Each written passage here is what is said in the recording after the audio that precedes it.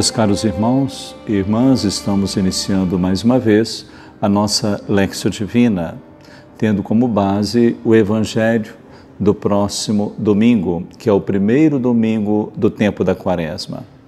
Esse tempo da Quaresma é um tempo rico que por si só já nos chama à conversão. E nessa época tem-se o costume, em algumas igrejas, colocar, por exemplo, um pano nos santos, cobrindo os santos, deixando só o Cristo, quer dizer, o nosso olhar deve estar voltado para o Cristo. E nosso olhar deve estar também pedindo que o Cristo venha até nós, nos ajude. É um tempo de conversão. Esse é o grande brado desse tempo quaresmal, onde por 40 dias nós vamos seguir o Cristo. E ao mesmo tempo, nesse período quaresmal, o número 40 está muito relacionado a próprios eventos importantes da Sagrada Escritura. Podemos lembrar do próprio povo que caminhou por 40 anos a terra prometida, né? O povo do Antigo Testamento. Também Noé, 40 dias na barca. E assim, o número 40 é bastante expressivo na Sagrada Escritura. Também em Nínive, né? Por 40 dias nós vemos ali o jejum, exatamente para que as pessoas pudessem se converter. Mas o texto do Evangelho desse domingo está em Marcos 1, 12 a 15.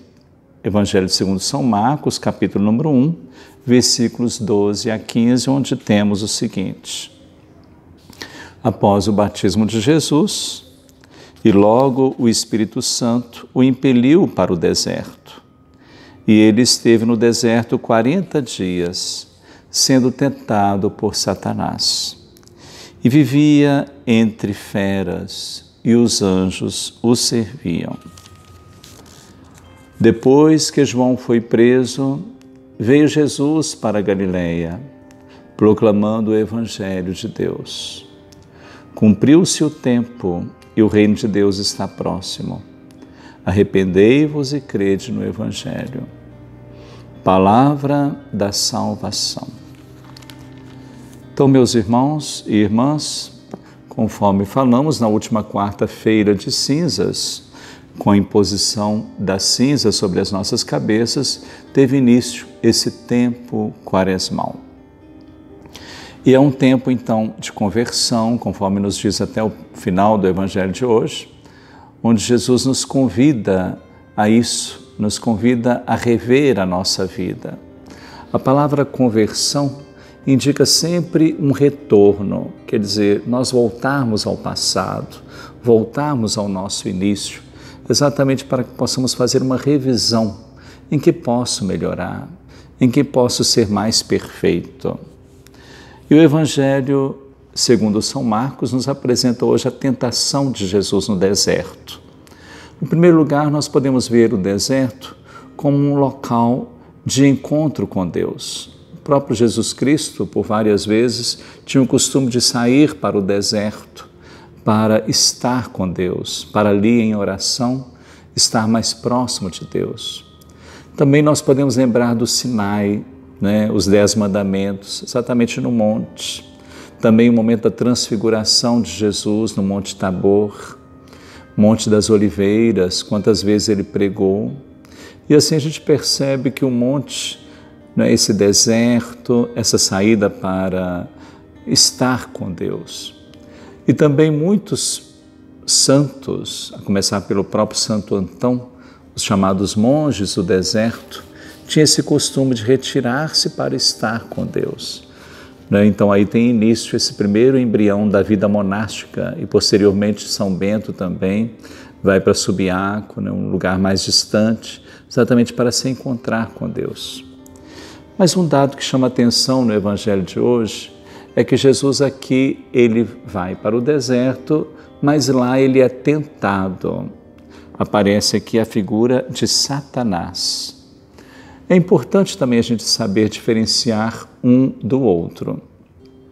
Existe uma diferença entre Satanás ou diabo, que seria então a mesma coisa, e demônio. Aqui Jesus é tentado por Satanás. Então, quer dizer, o que é Satanás? Esse anjo, então, decaído, e aí o que acontece? Ele dialoga com Jesus. Qual a função de Satanás, né? Qual é aí esse trabalho de Satanás? Ele tenta nos tirar do caminho de Deus. É a tentação para que possamos desviar daquele caminho. Interessante que Jesus responde a ele com as palavras bíblicas, quer dizer, com base na Sagrada Escritura. Isso mostra que também nós devemos ter sempre esse conhecimento bíblico, conhecimento da Palavra de Deus, e a partir daí, né, com a oração, vencermos a tentação de Satanás, né, ou diabo. Agora, o que é o demônio? É importante também a gente saber, né? Com o demônio não tem diálogo. Demônio, ele é capaz de entrar nas pessoas, né? De possuir alguém. Por isso que se diz, alguém está possuído pelo demônio, né? E aí a pessoa entra num desequilíbrio. E aí a pessoa se mexe, é como se fosse a pessoa estar fora de si, né? E como de fato está. Então, por isso se diz, a pessoa endemoniada, né? Então, isso aí precisaria de um exorcista, né? Fazer ali um exorcismo, né? Para tirar o demônio, como de fato, no tempo de Jesus, essa cultura já existia. Então, hoje, na verdade, nós precisamos pedir ao Senhor que nos ajude a vencer isso, nos ajude a vencer a tentação, né? Interessante que isso acontece logo depois do batismo de Jesus, o que mostra que também nós podemos ser tentados. Quantas vezes isso acontece também com cada um de nós? Então peçamos hoje a intercessão da Virgem Maria para que ela nos ajude a ser sempre mais fiel a Jesus Cristo. E nesse tempo quaresmal, que a gente possa fazer um propósito, né, de fazer um retiro pessoal, de fazer uma reflexão pessoal, né? Em que eu posso melhorar mais? Qual a nova trilha que eu posso seguir? Um novo caminho que eu posso seguir, né? E que o Senhor então nos ajude e para que possamos chegar à Páscoa com um coração renovado, uma vida nova, né? Nos preparando assim para receber o Cristo que ressuscita para cada um de nós. Passamos agora a bênção final. O Senhor esteja convosco, Ele está no meio de nós. Abençoe-vos Deus Todo-Poderoso, Pai, Filho e Espírito Santo. Amém.